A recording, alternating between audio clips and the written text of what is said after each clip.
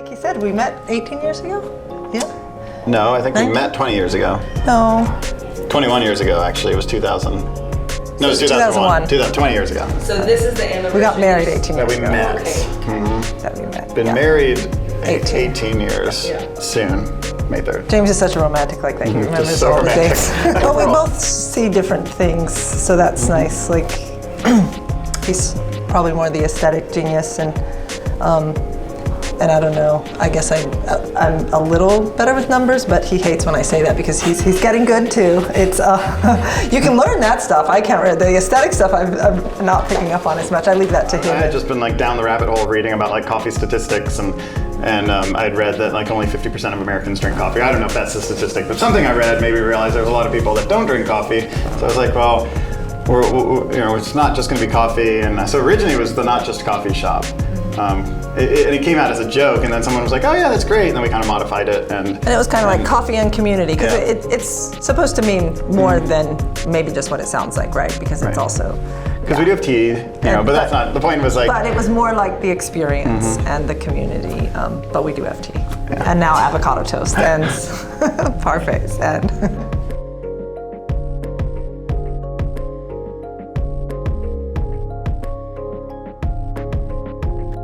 Both of us were born and raised abroad, so I think it was kind of natural for us. Like, I came to the States for the first time when I was 14, 15, so like it was all, like I felt like a foreigner moving to the States, and actually Charlotte was the first city I came to. I could not understand the Southern accent for the life of me, and I was just mortified. I was telling Miracle a story recently. My grandmother took us the day after we got here to Cotswold Mall, and there was a place called Spoons. It was like a hot dog place, I don't know. And the one behind the counter asked me if I wanted it for here to go, but she had a really thick, rich Southern accent, and I couldn't understand it.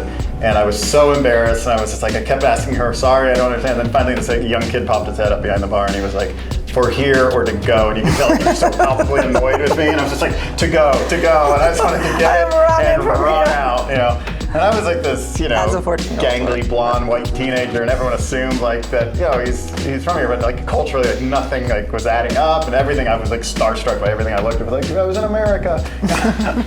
I had grown up mostly in Mexico and Central America. My parents were kind of hippie nomads based out of Southern California,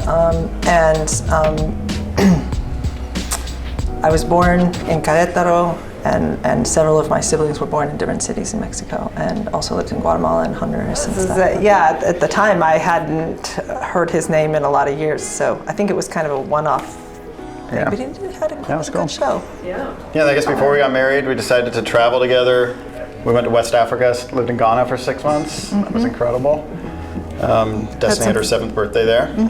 Had some friends that worked with an orphanage there, so we did some Italy and for a few years, and then ended up back here in I guess we were in Europe for 2009. about 4 years total between Romania and Italy. And then we kind of unexpectedly moved back. We weren't planning on moving to Charlotte, but some things changed with our visa situation in Italy, and we decided to move back, and it was right in 2009 when shit had hit the fan, and it was an interesting time to move to Charlotte, but we didn't really have anything else on our plate in terms of like we didn't have careers we were moving back to or anything, so it was like, you know, we were broke and like, all right, well, what are we gonna do?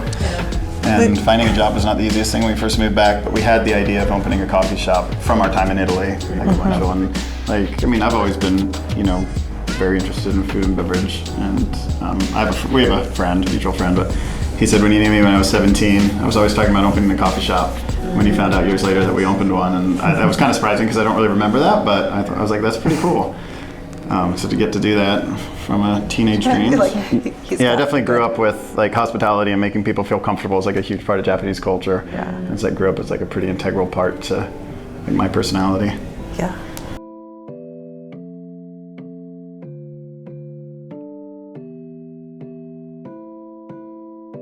We opened bootstrapped Area 15, and it was really like there were a lot of people involved with making that get off the ground, because we knew nothing about opening a business. We knew nothing about, I look now at like what it takes for us to open a location, and going through that like essentially blind, or just like, you know, I don't know what we're doing. We're just, if we probably best that we didn't, because we joke now, like if we would have known what we were getting into, like if we had actually put it on paper, we probably would have been like, wouldn't have at least not tried to do it at the time. You know? It's funny now you hear like, you know, people who are established business people, I guess. You know, you always hear like write a business plan and all this stuff. I mean, we never did that, and it's like, you know, so there's probably like an ideal way to start a business, right? But then at the same time, it's like if you're going to start a business and the choice is like don't start it or go ahead and do it. It's right. like if you're going to give it a right. shot. Nobody told us that we couldn't, and so we just kept doing whatever the next step was until it was, and then.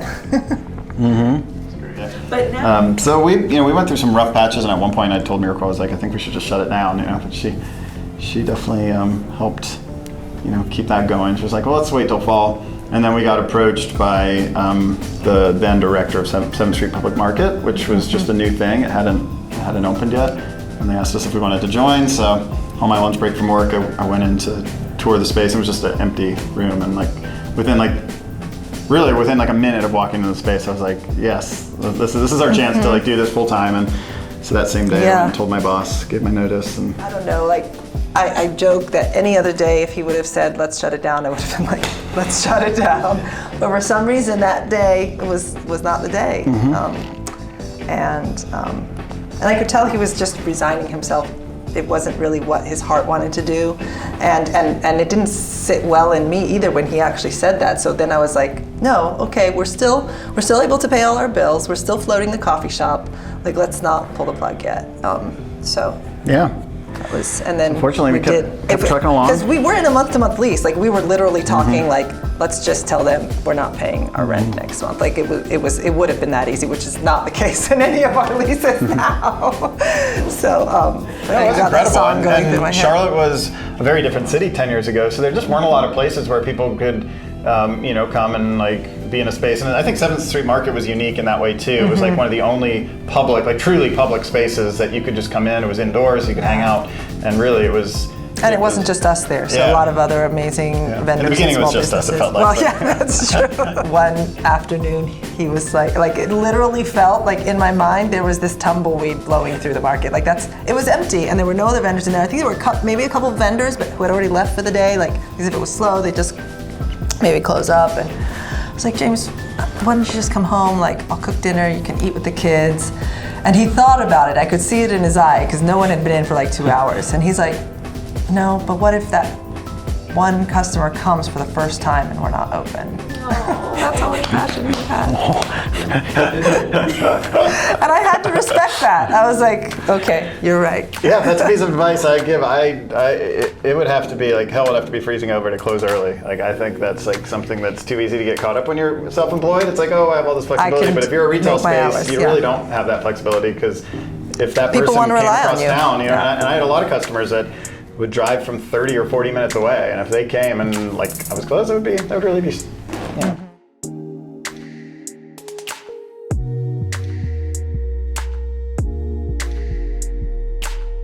When you have 1 or 2 locations, you don't really need 2 owner-operators involved.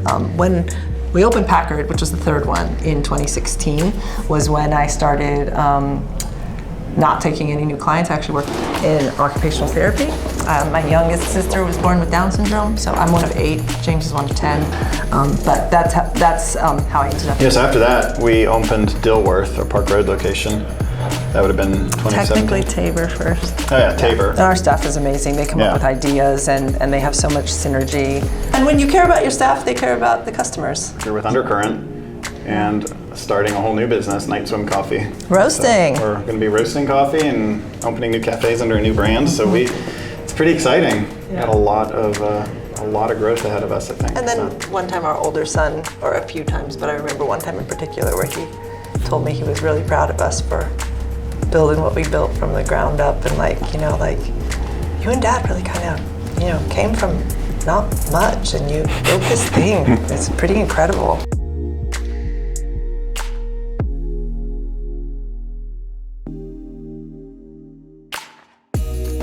When we reopened our spaces, it was amazing. Like this response, like this visceral response from people coming back in and being like, "Oh my God, it feels so good to sit in a coffee shop again." Yeah. Because we're all social animals, and I think it's so important for us to be, especially living in a city, like to be interacting and mingling and all these things that make a city what it is. It gives the city the vibrancy and the energy. And I think that the time of, everyone sitting more quietly with themselves. Like for us, it was only about 6 weeks, and and even during that 6 weeks, we're by far applying for longest, loans right? and grants, and but and having keeping our head above having water. conversations like, is this it? Is it over? Is it game over? Like, and it would have been, or we would have had to make very different decisions if it wasn't for the fact that there was some help out there, which we're very grateful for.